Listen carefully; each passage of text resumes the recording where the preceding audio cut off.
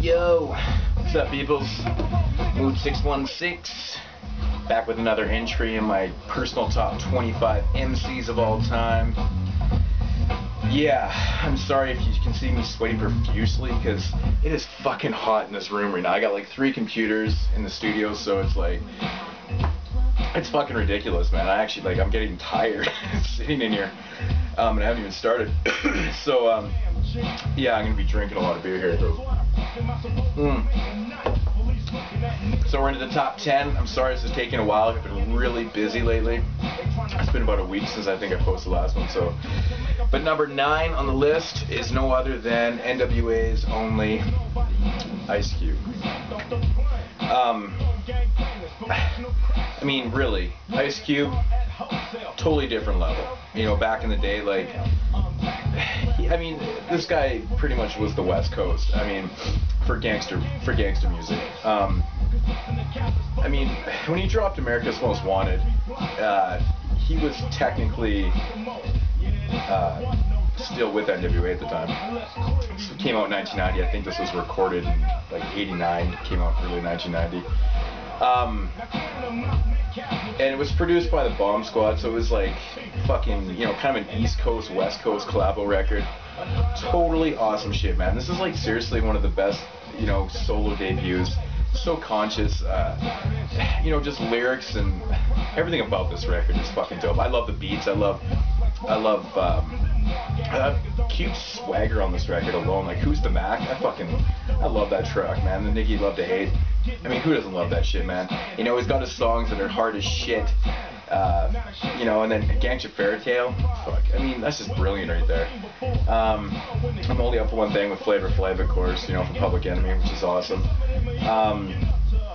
It's a Mad World with Yo-Yo. That song always makes me laugh. But what a great debut by Ice Cube. Yeah, so definitely highly recommend everybody should own that Ice Cube record.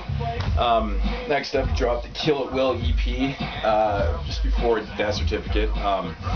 Actually, in my opinion, this is probably one of the best EPs ever done. I mean, it's just such a shame this wasn't a full-length record, or, I mean, even put on to Death Certificate, some of these songs, but it's just so fucking awesome, man. Like, Jacket for Beats is so sick. The Product, Dead Homies, I mean, Get Off My Dick and Tell Your Bitch to, like, it's just fantastic. Such a classic EP.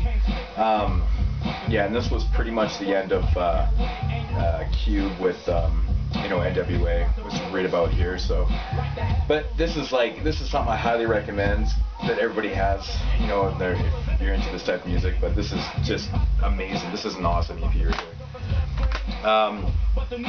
And then on to my favorite Ice Cube album, hands down, is Death Certificate. You know, this album is like an elevated level from those other ones. I mean, obviously it's got No Vaseline, the whole diss track to NWA and stuff like that, but it's just songs like My Summer Vacation, Steady Mobbin', Bird in the Hands, you know, Colorblind, fucking, you know, pretty much this entire record, The Wrong Nigga to Fuck With, man, you know, what else?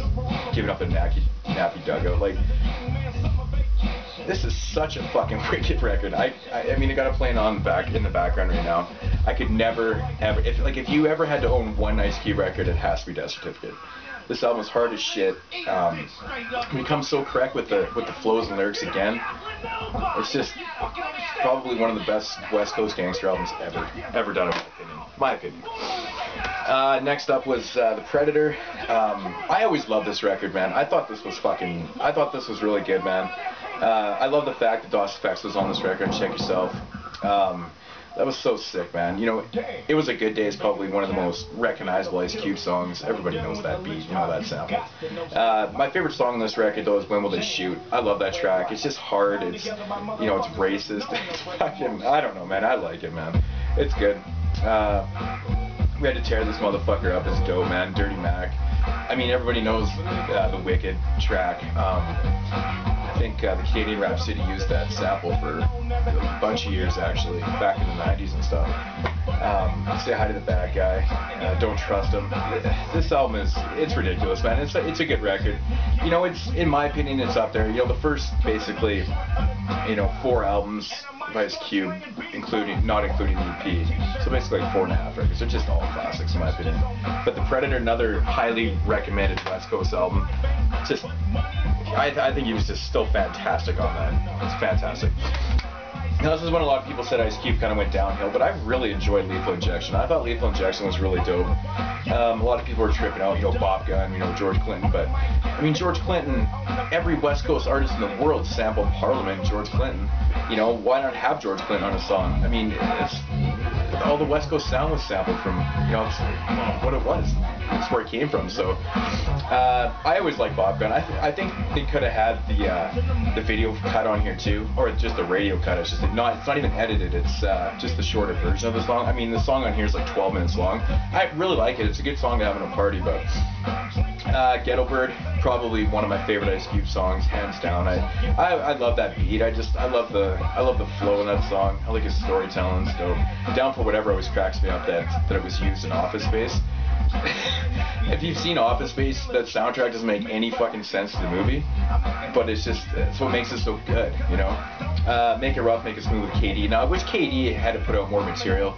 Ice Cube produced and, introduced a lot of groups like, he did the Lynch Mobs. I know he produced the first record. I'm not sure if he produced the second one entirely. The Lynch Mob only had 2 albums because of, obviously criminal problems and stuff. KD was a guy that only put out 1 record. Oh man, the Comrades. He produced over the Comrades. And I'm trying to think of the Los Angeles record. What's the name of that group? I can't fucking remember. But he introduced a lot of groups that had really dope records, but never stuck around. KD being one of them. I actually own his record. That sells for ridiculous amounts on eBay and all those other places, songs and shit. It's just stupid how much it goes for. I got mine back in the day, luckily, but. Yeah, anyways, kind of off topic there, but Cave Bitch is another track in here, just so racist towards white people, but white women, and, I think it's funny. It's not really one of my favorite songs, but, you know how we do it. Fucking love the song, What Can I Do? I think there's a lot of really fucking dope West Coast cuts on here, and I think I love the cover art on this record more than anything, though. I think the cover art's amazing. It's so awesome. I do recommend it highly, though. Next up, he released the Bootlegs and B-sides, which has some really amazing remixes on here. It's got some unreleased tracks too, like 24 with an L, Robin Hood, Cause It Ain't All Good. I like that. What Can I Do remix is dope. You know how we do remixes dope. 2 in the Morning, I really like that track. Check yourself remixes on here. My Skin Is My Sin is such an eerie song. It's unreleased. It's pretty cool. I'm a big fan of the Voodoo Pop Nigga 5 Mega Mix on here. Just the compilation of tracks basically from this and stuff, and I actually kind of like that. I like that mashup. It's pretty fun. But I highly recommend this too. It's got some pretty dope unreleased tracks and remixes and stuff. If you're an Ice Cube fan, yeah, it's good. Next, we're getting into like later and newer Ice Cube. This is basically the start of the downhill for Ice Cube music-wise. I think this is about the time when you start making shitty movies too. First up, the War and Peace Disc 1, the War Disc. I was never a fan of this album, man. I seriously could never get into it. I didn't even really like Pushing Weight. I didn't mind. It was okay. Fuck Dying with Corn. I don't know. Ghetto Vet. Ghetto Vet I actually did kind of like on this record. I know there's, I think the Pecking Order. The Pecking Order on here was actually really dope. And 3 Strikes You Win I think I like too. But overall, the cover's the coolest thing about this record. The lenticular cover is obviously the best thing. Ice Cube was very unfocused on this record, I think, man. He hadn't made a record since Lethal Injection, which was 95, I want to say, or 94, 93. So this was 5 years, yeah, that's what it was, 5 years later. So 5 years later, the game had changed a lot since 93, especially in the West Coast, man. Oh man, the West Coast had just gone completely downhill after, in my opinion, after Tupac and all that wave was done for this type of music. But yeah, it is what it is. I don't recommend that record, but if you're a big Ice Cube fan, definitely pick it up.